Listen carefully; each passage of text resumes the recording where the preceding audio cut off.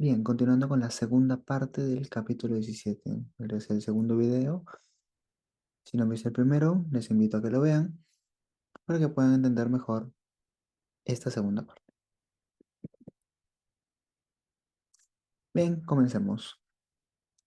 ¿Qué se va a tratar en este video? Lo que es hiperemia reactiva, hiperemia activa, autorregulación del flujo sanguíneo durante cambios de presión arterial, mecanismos especiales de control a corto plazo. Seguimos con mecanismos a corto plazo. Y en un tercer video estaremos hablando de lo que son los mecanismos a largo plazo y el control de flujo sanguíneo tisular.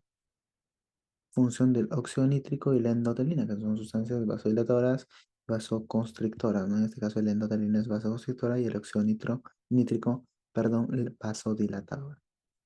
Entonces, comencemos. Bien, antes de comenzar con el video, quisiera hacer un paréntesis antes de comenzar con lo que es hiperemia reactiva y hiperreactiva. Es que también la vasodilatación es producida por ausencia de glucosa. Y esto se debe, o bueno, se ve reflejado en el famoso beriberi, ¿no? Que es la deficiencia de las sustancias del grupo B, como son la tiamina, la niacina, la riboflavina. Entonces, estas sustancias son necesarias para lo que es la fosforilación y la formación de ATP. Entonces, si nos adentramos un poco más en eso, ¿qué vamos a tener, no? Tenemos acá el vaso sanguíneo que tiene músculo liso y este vaso sanguíneo, como todo músculo, necesita energía, necesita ATP.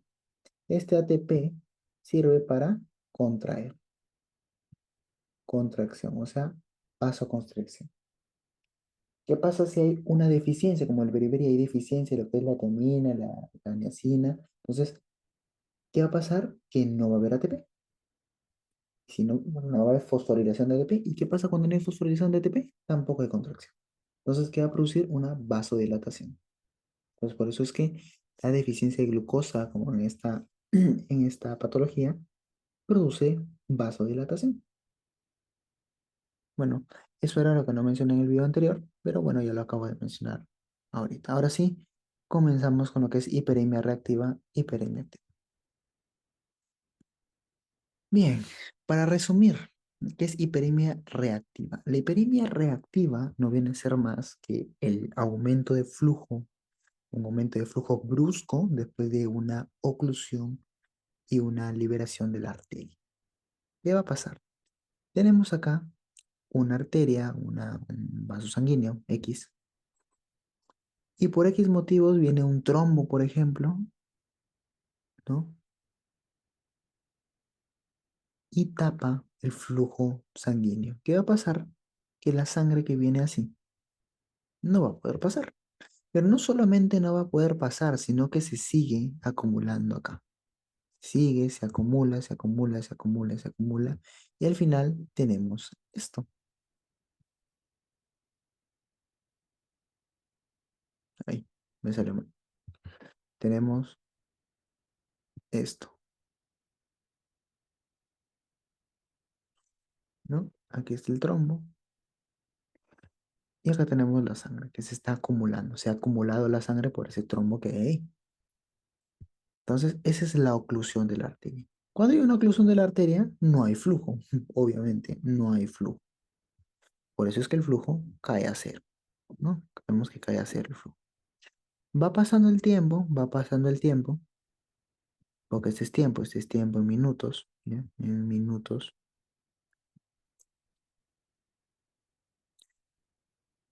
Y como aumenta mucho la presión, porque está aumentando mucho la presión, se está acumulando bastante sangre acá, al final terminan venciendo este trombo y lo empujan y se libera la arteria. Pero se libera y al liberarse, toda esta presión contenida aquí también se libera y se libera de golpe junto con todo este flujo. ¿Y qué va a pasar? Va a salir toda esta sangre de golpe por lo que queda de la arteria, ¿no? Entonces, sale disparada, sale de golpe. ¿Y qué va a ocasionar? Que el flujo se dispare también. Y por eso vemos que el flujo aumenta de manera brusca. Luego, obviamente, se recupera una vez que termina de drenar toda esta sangre acumulada, va bajando, va bajando, va bajando y se vuelve a recuperar a su basal, ¿no? Que vemos acá que este es el basal. Ese viene a ser la hiperemia reactiva. la oclusión de una arteria y cuando se libera puede aumentar de 4 a 7 veces su flujo normal. La hiperemia activa no necesita ser ocluida su arteria, o sea, aquí no ha habido ningún trombo que la ha ocluido ni nada de eso. Simplemente ha habido, por ejemplo, una mayor demanda tisular. Por ejemplo, en la digestión, ya para no poner el mismo ejemplo de una persona que está haciendo deporte en la digestión, pues los órganos gastrointestinales necesitan mucho más flujo sanguíneo porque están trabajando. Entonces, pues aumenta esta demanda de flujo. ¿Y qué va a pasar? El flujo también va a aumentar por los factores que ya hemos explicado en el primer video. Entonces, no va a aumentar de golpe como acá, ¿no? Pero sí va a aumentar progresivamente. Aumenta progresivamente. Y una vez que aumente, incluso esto puede aumentar, no solamente, mira, aquí está hasta 7, pero puede aumentar hasta 20 veces su valor normal. Entonces ponemos acá 20 veces y acá puede aumentar de 4 a 7 veces.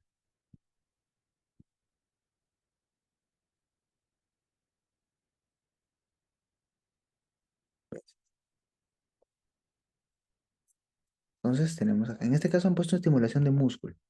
Claro, los órganos gastrointestinales, como por ejemplo yeyuno, duodeno, colon, ¿no? Son músculos, así que pues también podría ser estimulación muscular. Lo importante acá es que aumenta el metabolismo, aumenta la tasa de utilización de oxígeno, entonces, de no solamente oxígeno, de nutrientes, y por eso el flujo aumenta, y luego, una vez que termina la estimulación muscular, una vez que termina de hacer su trabajo, cada órgano, cada tejido, pues baja nuevamente a su basal. Esto se le llama hiperemia activa, cuando es por demanda tisular, hiperemia reactiva cuando hay oclusión de arteria. En ambas aumenta el flujo. Claro, uno aumenta de golpe y otro aumenta progresivamente, pero en ambas aumenta. Una puede aumentar mucho más que la otra, claro que sí, ¿no? Un ejemplo claro de lo que es la hiperemia reactiva es cuando uno pues tiene un caño, ¿no? Tiene acá, poner un caño, o una manguera, lo que sea, poner un caño. Tiene un caño aquí, ¿no? ¿Y qué va a pasar? Pues tapa uno este caño con el dedo, está el caño abierto, está saliendo agua, tapa eh, el caño, la abertura del caño con el dedo, y luego de unos 2 o 3 minutos, o quizá menos, medio minuto, lo destapa y el agua sale de golpe, ¿no? Eso es lo mismo que pasa en el primer reactivo, pero en este caso con arterias, con caños. Ahora, cabe resaltar también que de acuerdo, por ejemplo, acá en este caso duró 2 minutos la oclusión de la arteria, ¿no? Pues puede durar minutos también lo que es la hiperemia reactiva, o sea, desde que comienza a aumentar el flujo hasta que vuelve a su basal. Ese es la hiperemia reactiva. Es el tiempo que demora. En este caso demora 1 minuto. Acá ha demorado acá minutos de oclusión de arteria, también minutos también de la hiperemia reactiva. Pero, así como puede durar minutos de oclusión, también puede durar horas de oclusión, ¿no? Y también se va a ver reflejado en la hiperemia reactiva. La hiperemia reactiva también va a durar horas. Así que, ¿qué quiere decir? Si la oclusión dura horas, la hiperemia va a durar horas. Si la oclusión dura minutos, la hiperemia va a durar minutos. Y así sucesivamente. Bien, la autorregulación del flujo sanguíneo durante cambios de presión arterial. Aquí vamos a tener dos teorías, la metabólica y la miógena. Cabe resaltar que la regulación de la presión en un mecanismo a corto plazo es diferente en un mecanismo a largo plazo. ¿Cuál va a ser más efectiva? Bueno, dependiendo la situación en la que estemos, ¿no? Pero la que va a ser más exacta o más eficaz va a ser la de largo plazo. Eficaz en el siguiente sentido que vamos a decir. Porque, por ejemplo, en el síncope vasovagal, en el reflejo vasovagal, ¿no? Que es cuando una persona se para y a veces se siente un poco de mareo, pues ahí trabaja lo que es el sistema nervioso simpático, ¿no? El sistema nervioso simpático. Entonces, este sistema nervioso simpático, ¿qué es lo que hace? Pues automáticamente en segundos nada más produce una vasoconstricción generalizada. ¿Para qué? Para que la sangre vuelva al cerebro. Porque ¿qué ha pasado? Una persona está echada, y toda la sangre pues está fluyendo normal, no pasa nada. Pero cuando se para, ya tenemos una persona que está parada, toda la sangre tiende a ir hacia los pies, tiende a ir hacia abajo. ¿Y qué pasa? El cerebro se queda sin sangre, tiene un momento, unos segundos ahí de isquemia. Y esa isquemia es la que te produce el mareo, que siempre te paras de golpe y sientes como un pequeño mareo. Ese es. Pero ¿por qué el mareo no sigue? Porque el sistema nervioso simpático es tan rápido que se dio cuenta de ese problema al toque y produce una vasoconstricción generalizada, aumentando el retorno venoso y también permitiendo de que la sangre de las piernas se redirija al cerebro. Entonces, pues por eso es que en 5 segundos ya máximo te pasa lo que es el mareo, ¿no? Entonces a corto plazo, pues sería eficaz, ¿no? Porque si fuera a largo plazo toda la regulación, pues imagínate, para regular todo esto a largo plazo, ya la persona estaría desmayada, ¿no? Entonces, en esos casos, pues el mecanismo a corto plazo es mejor, pero no es tan exacto. ¿Por qué? Porque cuando la presión va desde 70 milímetros de mercurio a 175 milímetros de mercurio, nos refiere el libro, solo puede aumentar la presión de 20 a 30%. ¿Qué quiere decir? Que de uno que está acá, estamos en la línea roja ahorita, y se produce un aumento de la presión arterial, mira, aumento a 150, por ejemplo, el flujo sanguíneo, pues se supone que si eso, una autorregulación del flujo sanguíneo debería mantenerse igual, debería mantenerse normal o casi normal. Voy a borrar los demás. Debería mantenerse algo así, ¿no? Casi normal. ¿Pero qué? No pasa eso, vemos cómo se comienza a alejar de la línea. Mira, 200 de presión ya ha aumentado bastante, casi 1,5 de cómo se llama, de su flujo sanguíneo normal. ¿Qué pasaría si no hubiera control a corto plazo? Pues simplemente la presión se dispararía demasiado. Entonces, ¿la regulación a corto plazo es eficaz? Por supuesto que es eficaz. De aumentar a un 200%, como sería acá, bueno, en este caso sería 100%, no aumenta 100%, aumenta simplemente 20-30%, lo que dice el libro, ¿no? Pero, pero, ¿qué pasa? El control a largo plazo es mucho más eficaz. Mira, permite cambios de presión mucho más bruscos y casi lo mantiene en la línea basal, o sea, no produce flujo sanguíneo elevado. ¿Qué quiere decir? Que es más eficaz en ese sentido. Lo que pasa es que demora más también, demora mucho más. Control a corto plazo es un control, digamos, de emergencia, pero no es tan exacto como el control a largo plazo. El control a corto plazo hay un 20% o 30% que se puede mantener elevado aún el flujo sanguíneo. Debería ser 0%, 1%, ya por ahí. Debería mantenerse casi en cero, en lo normal, en uno, no debería aumentar a más. Y eso lo logra el control a largo plazo. El control a corto plazo no logra eso. Siempre hay un déficit de error. Y también el control a corto plazo tiene un rango de cómo se llama de trabajo, que es de 70, que vemos acá, a 175. Y en ese rango de trabajo, mira, todavía sufre porque trata de mantener la presión e incluso no es la presión, la línea no es tan recta como quisiéramos, es un poco inclinada, es un poco oblicua. Debajo de esos 70 ya no puede controlar el flujo, vemos cómo simplemente cae, ¿no? No es capaz de controlarlo. Y por encima de esas presiones tampoco vemos que es capaz de controlar a corto plazo el flujo. Vemos cómo se dispara simplemente el flujo sanguíneo, no es capaz de controlarlo.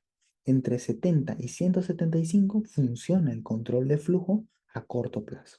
A largo plazo sí funciona a mucho más presión, como lo podemos ver acá. Cabe resaltar que esta autorregulación de flujo es de cada tejido, pero en los llamados órganos nobles, como lo que es el encéfalo, o sea, cerebro, corazón, riñones, la autorregulación es muchísimo más precisa. Empezando, ya lo hablaremos más adelante, que el, el encéfalo, ¿no? El cerebro, para funcionar de manera adecuada, tiene que tener las cantidades de CO2 e hidrógeno exactas, no pueden ser ni más ni menos, tienen que ser bien exactas para tener un funcionamiento óptimo. Y pues esto no se lograría sin una autorregulación súper precisa.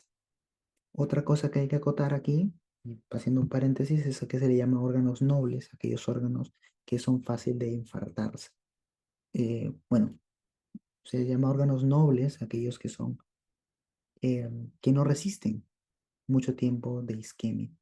Automáticamente pasan a necrosis. Como por ejemplo es el cerebro, dura, si no me equivoco, 5 minutos, ¿no? Corazón también es peligroso, no dura mucho, riñones tampoco. Entonces los órganos nobles vendrían a ser esos tres: cerebro o encéfalo, corazón y riñones. Son los órganos vitales. Los pulmones pueden durar mucho tiempo ¿cómo se llama? De isquemia. El músculo, más tiempo también, ¿no? Entonces, pero sin embargo, estos órganos que son órganos nobles, ¿no? Por eso es que su regulación es mucho más precisa, mucho más rigurosa. Bien, entonces comenzamos ya, después del preámbulo, a la teoría miógena y la teoría metabólica, que son las dos teorías de la autorregulación del flujo sanguíneo. La teoría miógena, pues si hablamos de miógena, hablamos de músculo, entonces sostiene que al aumentar la presión, vamos a ver acá hacer un dibujo de un vaso sanguíneo, aumenta la presión, quiere decir que ejerce presión hacia afuera. ¿Qué va a pasar? Va a estirar el vaso. Al estirarlo, porque está generando una presión, lo estira. ¿Qué produce? Que haya más porosidad, se podría decir. Comienzan a haber unas aberturas entre las células, comienzan a haber unas aberturas en el mismo vaso, porque lo estás estirando, ¿no? ¿Mm? Lo estás estirando, entonces se abre el vaso. Entonces, ese estiramiento permite el ingreso de calcio. ¿Y qué produce el calcio? Vasoconstricción. Ok, vasoconstricción. Eso es lo que produce el calcio. ¿Qué va a pasar? Cuando comienza a haber vasoconstricción, comienza a contraer, a contraer, a contraer, y ¿puede llegar a colapsar? No, no va a llegar a colapsar por el siguiente motivo. Entra el calcio y comienza a contraerse el vaso sanguíneo. Al comenzar a contraerse, nuevamente se van a cerrar los poritos por donde entró el calcio, si se podría decir así para que se pueda entender. ¿Y qué va a pasar? Que ya no va a poder entrar más calcio. Entonces, cesa la contracción. Esa es la teoría miógena. Aumento de presión, estira el vaso, ese estiramiento provoca la entrada de calcio y el calcio produce una contracción vascular. La teoría metabólica, por otro lado, sostiene lo siguiente. Tenemos un órgano X, tiene su flujo acá sanguíneo, su irrigación. Por X motivos, el órgano comienza a aumentar su metabolismo porque necesita trabajar. Entonces, al aumentar metabolismo, habíamos dicho, aumenta metabolismo es menos oxígeno, ¿no? Menos oxígeno.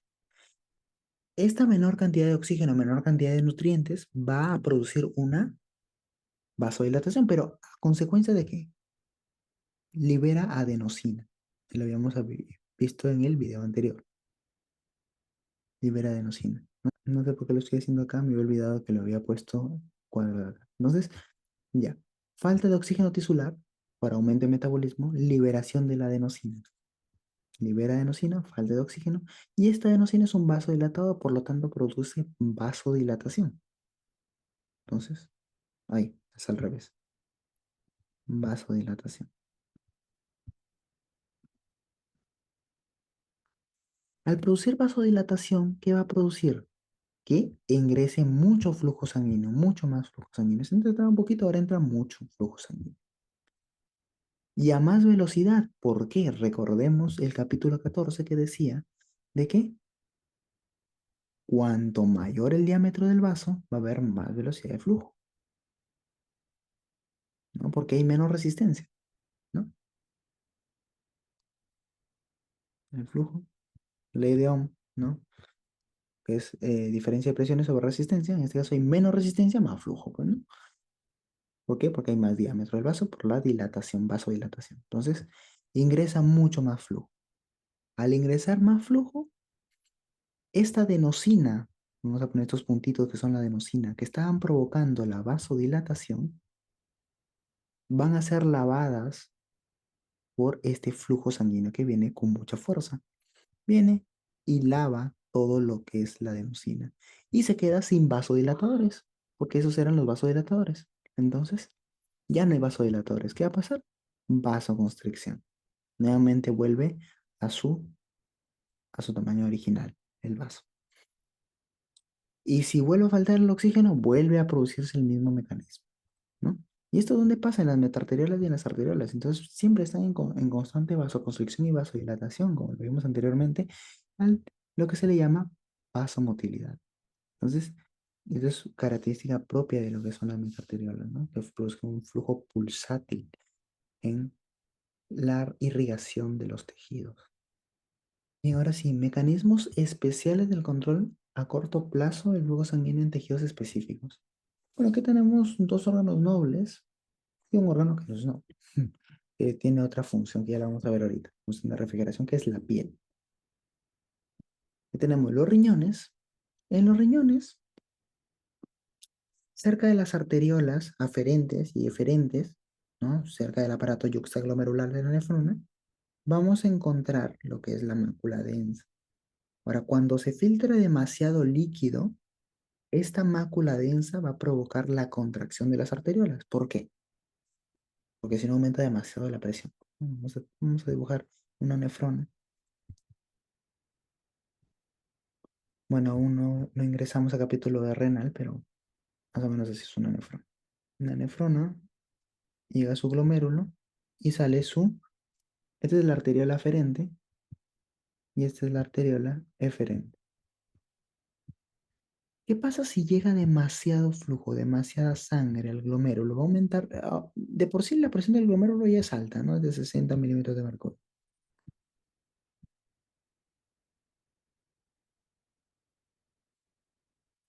Pero si llega mucho más flujo, ¿qué va a pasar? Va a aumentar demasiado esa presión del glomérulo. ¿Y qué puede producir? Se pueden romper los capilares, incluso puede haber un filtrado de proteínas, lo que se conoce como proteinuria, ¿no? Es una patología. Entonces, para evitar eso, eso no debería pasar, no deben filtrarse proteínas. Entonces, para evitar eso, eso es por aumento de presión. Para evitar eso, ¿qué pasa? La mácula densa regula, cuando ve que hay demasiado flujo y puede aumentar demasiado la presión, regula y produce una contracción, una vasoconstricción de las arteriolas. ¿Para qué? Para disminuir el flujo y así evitar un aumento de presión, ¿no? Eso en el caso de los riñones. Bien, en el cerebro, como había dicho anteriormente, el cerebro necesita concentraciones exactas de lo que es CO2 e hidrógeno. Aquí hay un error en la diapositiva, es hidrógeno, no es oxígeno, es hidrógeno. Ahora, para que haya esta concentración exacta de hidrógeno y dióxido de carbono, tiene que haber un mecanismo de control del flujo muy riguroso, muy exacto. Entonces, ¿qué pasa?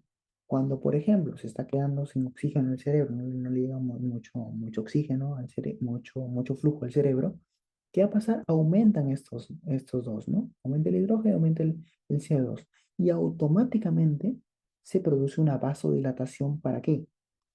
Esta vasodilatación produce un mayor flujo y ese mayor flujo lava el exceso de hidrógeno y de CO2, regresando el hidrógeno y CO2 a sus valores normales.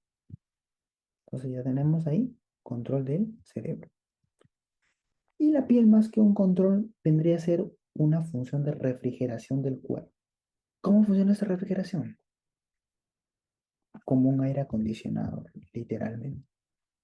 ¿Qué hace el aire acondicionado? El aire acondicionado lo que hace es, tenemos un cuarto acá, un aire acondicionado, y el aire acondicionado lo que hace es, en términos simples, extraer el calor de la habitación. En el caso de un cuarto, de una sala, extrae el calor de la habitación.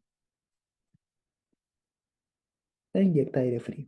Pero nos vamos a quedar con que extrae el calor de la habitación. Ya con extraer calor, obviamente va a quedar más fría la habitación, ¿verdad? Entonces, esa función de refrigeración también tiene el cuerpo a través de la piel. Entonces, cuando nuestra piel está muy caliente, quiere decir que está liberando calor. Y libera a través ¿de qué? Del flujo sanguíneo. La sangre es caliente. Entonces, cuando se produce la vasodilatación, hay más flujo. Ese flujo que está en la piel, ¿qué hace? Pierde calor. O sea, irradia calor hacia afuera. Técnicamente está perdiendo calor. Y esa pérdida de calor se traduce en una refrigeración. Por ejemplo, cuando tenemos fiebre, pues perdemos calor, el cuerpo intenta perder calor, intenta perder calentura, porque pues nuestra temperatura está demasiado elevada y no le conviene al organismo eso. Entonces, ¿qué hace? Pues producir una vasodilatación y a veces puedes ponerte rojo en la fiebre. ¿Por qué? Por por ese mecanismo de refrigeración que tiene el cuerpo, ¿no? Cuando está normal y no necesita refrigerarse, lo normal es que el flujo en la piel sea de 3 mililitros por minuto por 100 gramos de piel. Sin embargo, cuando necesita refrigerarse y se produce una vasodilatación para perder calor, el, el flujo puede llegar a 7 u 8 litros por minuto en todo el organismo. No estamos hablando de 100 gramos, estamos hablando de todo el organismo. Ya es diferente, ¿no? No son las mismas unidades. Pero lo que sí es que aumenta el flujo para producir esta refrigeración de la cual les estaba comentando. Bien, control del flujo sanguíneo tisular, factores de relajación y contracción de origen endotelial. Entonces, aquí tenemos un vaso sanguíneo, vamos a ubicarnos un poco. Tenemos aquí su endotelio, ¿no? Su capa muscular y pues la adventicia que no la vemos. Nos vamos a quedar con la capa muscular y con el endotelio que son lo que nos interesa. ¿Qué va a pasar? En el endotelio hay oxígeno y hay una molécula que se llama arginina. Se une este oxígeno con la arginina y va a formar lo que es el óxido nítrico. Ese óxido nítrico se almacena ahí en lo que es las células endoteliales, se mantiene ahí hasta que se produzca un estímulo físico-químico en el endotelio vascular. Llámese a físico como por ejemplo la fuerza de cizallamiento, cuando es muy fuerte la fuerza de cizallamiento, por ejemplo en un aumento de presión. Cuando hay demasiado flujo, va a haber un aumento de la presión y eso va a estimular físicamente porque va a apretar al endotelio, estas células endoteliales. Entonces, como las aprieta, las roza demasiado, hay mucha fricción, ese es un estímulo físico. Un estímulo químico puede ser, por ejemplo, sustancias vasodilatadoras, por ejemplo, que se unen a receptores dependientes, ¿no? De activación dependiente de receptor. Entonces, aquí vemos un receptor para alguna sustancia vasodilatadora, por ejemplo, que se una y se active lo que son las células endoteliales y liberen este óxido nítrico. Pero nos vamos a quedar con la fuerza y cizallamiento. Por ambas vías puede activarse y puede liberarse el óxido nítrico. Digamos que hay una fuerza de cizallamiento muy grande porque aumentó demasiado la presión. ¿Qué es lo que queremos? Liberar esa presión. ¿Cómo la vamos a liberar? Vasodilatándolo. Este oxígeno y la arginina ya secretaron lo que es el óxido nítrico. Este óxido nítrico, ¿qué va a hacer? Va a activar a una guanilato ciclasa soluble. Ahora, aquí vamos a hacer un paréntesis. Todo lo que sean T, D y M. T significa 3, D significa 2 y M significa 1. ¿Por qué? Por mono, ¿no? Monosílabo 1. D de 2 di y T de tri significa 3. En este caso, GTP sería acá 3 y GMP sería 1. Siempre que vaya de un número mayor a un número menor, va a producir relajación, va a producir dilatación, ¿no? Entonces acá que tenemos 3, acá tenemos 1, ¿verdad? T3M1. Bien. Entonces, siempre que pase de un número mayor, en este caso 3, a un número menor, ya sea 2 o 1, en este caso es 1, va a producir, siempre que pase de 3 a 1, de un número mayor a un número menor, se desactiva el circuito, por así decirlo, se apagan los interruptores, no hay energía. Y si no hay energía, ¿qué va a producir? Todo lo referente a que no hay energía, por ejemplo, relajación, dilatación, ¿no? Entonces, esta guanilato ciclasa lo que hace es cambiar, o mejor dicho, convertir GTP a GMP, o sea, de 3 a 1.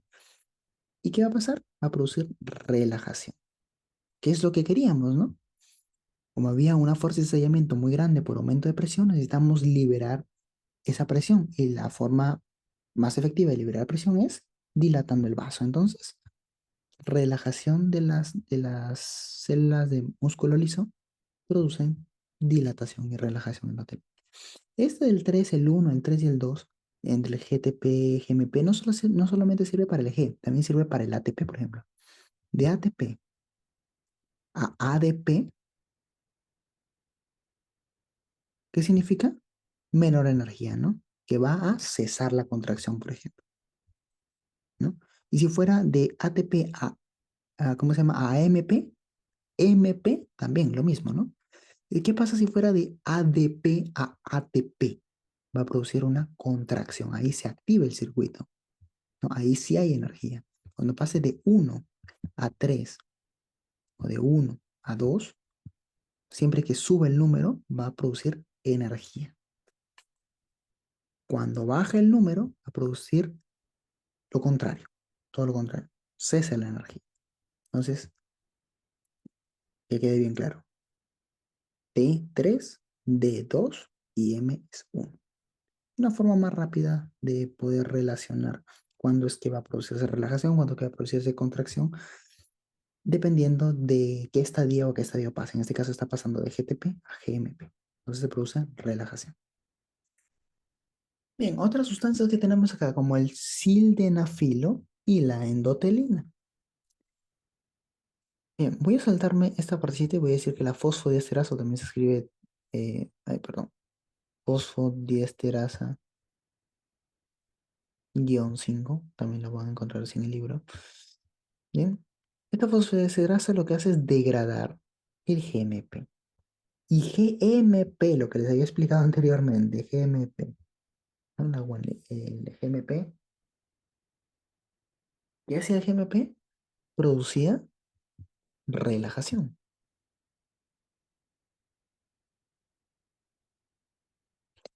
Entonces, si este GMP que producía vasodilatación lo anulamos, ¿qué vamos a anular? La vasodilatación. Y por ende vamos a tener vasoconstricción. Y es lo que hace este sildenafilo. ¿Qué hace? Inhibe la fosfodiesterasa 5. Y si inhibe esta fosfodiesterasa 5, ya no se va a poder degradar este GMP. Al no poderse degradar este GMP, no va a haber vasodilatación. Y al no haber vasodilatación, ¿qué va a producir? Vasoconstricción. Entonces, este produce vasoconstricción. La endotelina, ¿qué es la endotelina? La endotelina va a aparecer en un traumatismo, por ejemplo, en algún corte, ¿no? Vamos a poner un corte. Se corta una persona, sea la mano, cocinando, se corta, entonces comienza a sangrar. Esta endotelina va a producir una constricción importante a consecuencia de este traumatismo. Cada vez que hay un traumatismo, la endotelina va a estar aquí presente. Produce una vasoconstricción importante. ¿Para qué? Para cerrar el flujo, para prevenir la pérdida masiva de sangre. ¿Qué pasaría si la endotelina no estuviera? Te cortas, sangras, sangras y sigues sangrando. ¿Y qué va a producir? Pues te vas a desangrar y vas a perder mucha sangre. Y eso es peligroso. Así que la endotelina previene eso. La endotelina entonces produce una vasoconstricción importante hasta que ya los factores de coagulación comiencen a trabajar y pues se produzca lo que es el tapón plaquetario, dependiendo del tipo de traumatismo que se haya propiciado también, ¿no? Entonces, esa es la función de la endotelina. Ambos producen vasoconstricción entonces, ¿no? En diferentes mecanismos, pero producen vasoconstricción. Bien, hasta aquí llegó lo que es la segunda parte del capítulo 17. Espero que les haya gustado, que haya sido de su agrado y nos vemos en próximos videos.